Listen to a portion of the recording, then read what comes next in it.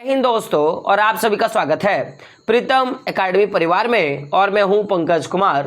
तो दोस्तों, आज के इस वीडियो पे बात करेंगे झारखंड बोर्ड के क्लास 10th का एग्जाम 2025 के लिए एक बहुत बड़ा अपडेट है।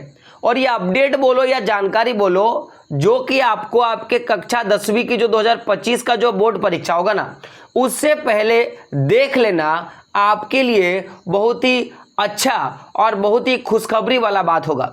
मैं ऐसा क्यों बोल रहा हूं, क्योंकि अगर आप इसे देख लेते हो तो आपको आपके 100% सिलेबस की जानकारी हो जाएगी कि आपका जो 2025 का जो वार्षिक परीक्षा होगा बोर्ड का, उसमें किस प्रकार के प्रश्न पूछे जाएंगे। क्योंकि आपके इस बार के वार्षिक परीक्षा के प्रश्नों पे बहुत ज़्यादा फेरबदल आपको देखने के लिए मिला है। तो आज के इस वीडियो पे इसी टॉपिक पे हम लोग डिस्कस करेंगे कि आखिर आपके ऑब्जेक्टिव प्रश्न कितने होंगे, आपके सब्जेक्टिव प्रश्न कितने होंगे, और अगर सब्जेक्टिव प्रश्न पूछा जाएगा तो 5 नंबर के कितने होंगे, 3 नंबर के कितने होंगे, है ना, और 1 नंबर के कितने सारे प्रश्न पूछे जाएंगे। इन सारे प्रश्नों का उत्तर आज हम लोग इस वीडियो में देखने वाले हैं। तो वीडियो को शुरू से लेकर लास्ट तक देखिएगा, और वीडियो पसंद आया तो चैनल को सब्सक्राइब और वीडियो को लाइक और साथ ही साथ अपने दोस्तों तक वीडियो को शेयर जरूर कीजिएगा। तो सबसे पहले बात करेंगे झारखंड बोर्ड का जो 2025 का एग्जाम पैटर्न रहेगा, उस पर बात करेंगे। तो कुल मिला के देखा जाए तो आप टोटल 600 मार्क्स का एग्जाम दोगे। अब ये 600 मार्क्स का एग्जाम दोगे कैसे? तो आप जो है हिंदी का, आप जो है इंग्लिश का, आप जो है मैथ का, आप जो है साइंस का, और आप जो है सोशल साइंस का एग्जाम दोगे। तो मुख्य रूप से 5 सब्जेक्ट का एग्जाम सभी बच्चे देते हैं, और साथ ही साथ आप संस्कृत या जो आपका एडिशनल सब्जेक्ट है उसका आप एग्जाम दोगे। तो कुल मिला के आप 6 सब्जेक्ट के एग्जाम दोगे, और हर एक सब्जेक्ट में आपके 100 मार्क्स का, जी हाँ 100 मार्क्स का आपका प्रश्न जो है पूछा जाएगा, यानी कि 100 मार्क्स का आपका परीक्षा होगा। तो एक सब्जेक्ट में 100 मार्क्स, तो टोटल 6 सब्जेक्ट है आपके पास, कुल मिला के आप 600 मार्क्स का परीक्षा आप दोगे। अभी जो 600 मार्क्स का जो परीक्षा होगा, तो उसको आप 2 भागों में बांट सकते हो। जी हाँ दोस्तों, जो कि मैंने क्या पूछा कि हर एक सब्जेक्ट में आपका 100 मार्क्स का एग्जाम होगा, जिसे आप 2 तरीके से आप बांट सकते हो। एक होता है जिसको आप रिटन एग्जाम बोलोगे, यानी कि आप जाके सेंटर में बैठ के रिटन एग्जाम अपने हाथ से कॉपी में आप लिख के आओगे, ठीक है। और दूसरा जो होता है जिसमें आपका प्रैक्टिकल या तो आपका इंटरनल असेसमेंट का नंबर दिया जाता है। मैंने क्या बोला कि जो कि आप 100 मार्क्स के एग्जाम दोगे, उसे 2 भाग में बांट दो। एक तो आपका रिटन होगा, और दूसरा क्या होगा जिसमें आपका प्रैक्टिकल होता है या तो आपका इंटरनल होता है।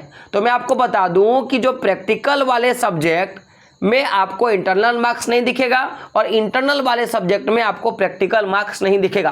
प्रैक्टिकल मार्क्स पूरी की पूरी साइंस में आपको देखने के लिए मिलेगा। मुख्य रूप से साइंस में ही प्रैक्टिकल होती हैं, और बाकी जितने भी सब्जेक्ट आप देख रहे हो, चाहे हिंदी का बात करो, इंग्लिश का बात करो, मैथ का बात करो, सोशल साइंस का बात करो, संस्कृत का बात करो, तो इन सारे सब्जेक्ट में आपको इंटरनल का मार्क्स मिलेगा। और इंटरनल का जो मार्क्स है, मैं आपको बता दूं आपके स्कूल में आपकी क्या उपस्थिति है, आप कैसे स्कूल जाते हो, आपके वीकली टेस्ट पेपर में आपके कैसे मार्क्स आते हैं, टीचर के साथ आपका व्यवहार क्या है, यानी कि ओवरऑल आपका स्कूल में क्या कंट्रीब्यूशन है, इस पे डिपेंड करता है कि आपको कैसा मार्क्स मिलेगा। फिलहाल अगर आपका आपके क्लास टीचर के साथ या जिस भी सब्जेक्ट का इंटरनल का मार्क्स जो सर देते हैं, अगर उनके साथ अगर आपका कॉन्टेक्ट या संबंध बहुत अच्छा है ना, तो आपको इसमें 20 में 20 मार्क्स आपको मिल जाता है। तो पहले समझते हैं कि आपको 2 तरीके के प्रश्न यहाँ पूछे जाएंगे, जिनमें से आपके OMR बेस्ड प्रश्न रहेंगे, और फिर आपको रिटन बेस्ड पेश, यानी कि आपको सब्जेक्टिव बेस्ड आपके प्रश्न रहने वाले हैं। एक तो जो OMR बेस्ड प्रश्न रहेंगे, जिनमें आपको 50 जो है आपको 1 लाइनर, या बात करो कि ऑब्जेक्टिव प्रश्न आपको देखने के लिए मिलेगा, जिसमें आपको 1 वर्ड में आपको आंसर देना है। दूसरा जो रहेगा जिसमें आपको रिटन एग्जाम का हम लोग बात करेंगे, तो जिसमें आपको प्रश्न दिया रहेगा, जिसको आपको 50 शब्दों में या आपको 100 शब्दों में या आपको 150 शब्दों में उसका जो है आपको आंसर देना होता है। तो अगर मैं बात करूं कि जो आपके OMR यानी कि आपके जो ऑब्जेक्टिव प्रश्न होंगे ना, उनकी जो संख्या रहेगी, उनकी संख्या रहेगी 30। मैं नंबर ऑफ क्वेश्चन का बात कर रहा हूं 30। तो 30 प्रश्न पूछे जाएंगे, जिनमें से प्रत्येक प्रश्न का जो मार्क्स रहेगा वो 1 नंबर का रहेगा, यानी कि 100 में से 30 मार्क्स जो रहेंगे आपके, वो रहने क्या वाले हैं, तो ऑब्जेक्टिव प्रश्न आपके रहने वाले हैं। वहीं अगर मैं सब्जेक्टिव प्रश्नों का बात करूं, जो कि आपको लिख के आना है, तो आपको 50 नंबर का, जी हाँ मैं बात कर रहा हूं कि 50 नंबर का आपको प्रश्न पूछा जाएगा, जिनमें आपको जो है प्रश्नों के जो प्रकार दिखेंगे, जिसमें वेरी शॉर्ट टाइप क्वेश्चन, जिसमें से आपको एक लाइन में जिसका उत्तर देना होगा। आपका रहेगा शॉर्ट आंसर, जिसमें आपको कम से कम 50 वर्ड में आपको आंसर देना होता है, और एक आपका क्या रहेगा लॉन्ग आंसर, जिनमें कम से कम 100 से लेकर आपको 120 शब्दों में उसका आंसर देना होता है। मैं कम से कम में शब्दों का मैं बात कर रहा हूं। तो ये तीनों प्रश्नों को मिलाकर आपके 50 मार्क्स के प्रश्न जो है पूछे जाएंगे आपको सब्जेक्टिव बेसिस पे, और आपको 20 मार्क्स का हर एक सब्जेक्ट में या तो इंटरनल या तो आपको प्रैक्टिकल मिलेगा। तो कुल मिला के देखा जाए तो 30 मार्क्स का आपका ऑब्जेक्टिव, 50 मार्क्स का आपका रिटन एग्जाम, जिसमें आपका very short type question, short type question और लॉन्ग टाइप के क्वेश्चन आपको देखने के लिए मिलेगा, और 20 मार्क्स आपको इंटरनल या प्रैक्टिकल में आपको मिलने वाले हैं। तो कुल मिला के हर एक सब्जेक्ट में आप 100 मार्क्स का एग्जाम दोगे।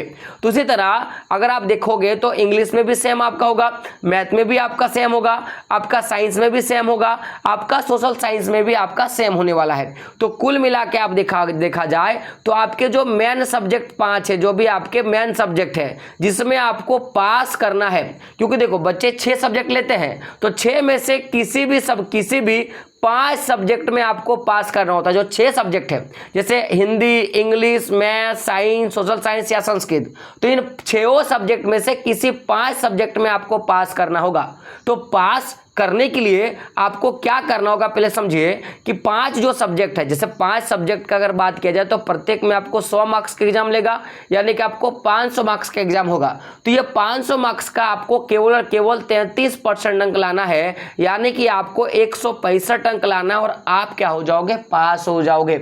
तो कुल मिला के देखा जाए तो आपको अगर पास करने का मैं बात करूं तो एक तो आपको 6 में से 5 सब्जेक्ट में पास करना होगा। अब बहुत सारे बच्चे बोलेंगे सर कि अगर मैंने केवल और केवल 5 सब्जेक्ट लिया है तो आपको 5 में ही पास करना होगा, और अगर आपने 6 सब्जेक्ट रखा है तो 6 में से आपको 5 सब्जेक्ट में पास करना होगा। दूसरा क्या है कि जो टोटल 5 सब्जेक्ट का जो 500 मार्क्स होता है, तो 500 का 33% यानी कि 165 नंबर लाना आपको होगा। और साथ ही साथ हर एक सब्जेक्ट में, जो मैं 5 सब्जेक्ट का बात करूंगा, हर एक सब्जेक्ट में 100 नंबर का आपको 33% अंक लाना होगा, यानी आपको 33 अंक लाना होगा। तो कुल मिलाकर बात यह रहा कि अगर आपको मैथ में पास करना है तो 33 नंबर लाना होगा, आपको साइंस में पास करना है तो 33 नंबर लाना होगा, आपको सोशल साइंस में पास करना है तो 33 नंबर लाना होगा, और यहां तक English, Hindi, math, social science, आप किसी भी सब्जेक्ट में अगर आप पर सब्जेक्ट में पास करना चाहते हो तो 33 नंबर लाना होगा। और आपको पूरे परीक्षा में पास करना है तो आपको 165 नंबर लाना होगा, वो केवल और केवल 6 में से किसी 5 सब्जेक्ट को मिलाकर। ठीक है, तो ये पूरा का पूरा बात रहा। वहीं अगर मैं बात करूं सिलेबस का, अगर मैं बात करूं सिलेबस का, तो सिलेबस आपका 100% रहने वाला है, यानी कि सिलेबस में किसी तरह का कोई कटौती आपको देखने के लिए नहीं मिलेगा। अगर मैं बात करूं तो गौर करना, कुल मिला के अगर देखा जाए तो 6 सब्जेक्ट मिलाकर आपको 180 ऑब्जेक्टिव प्रश्न आपको पूछे जाएंगे, और 5 सब्जेक्ट का मिला दिया जाए तो 5 × 30 यानी कि आपको 150 जो है 150 नंबर का आपको ऑब्जेक्टिव पूछा जाएगा। तो ऑब्जेक्टिव पे भी आपको फोकस करना, और सब्जेक्टिव पे भी आपको फोकस करना है। अगर आप चाहते हो कि आपके बोर्ड एग्जाम के लिए हम लोग अभी से इंपॉर्टेंट प्रश्न करवाना शुरू कर दें, तो आप हमें कमेंट बॉक्स में जरूर बताना, ताकि हम लोग जो भी इंपॉर्टेंट प्रश्न है वो आपको सुचारू रूप से लगातार आपको आपके एग्जाम तक देते रहे। तो मिलते हैं दोस्तों अगले एक वीडियो में, तब तक के लिए जय हिंद, जय भारत और आपका दिन शुभ हो।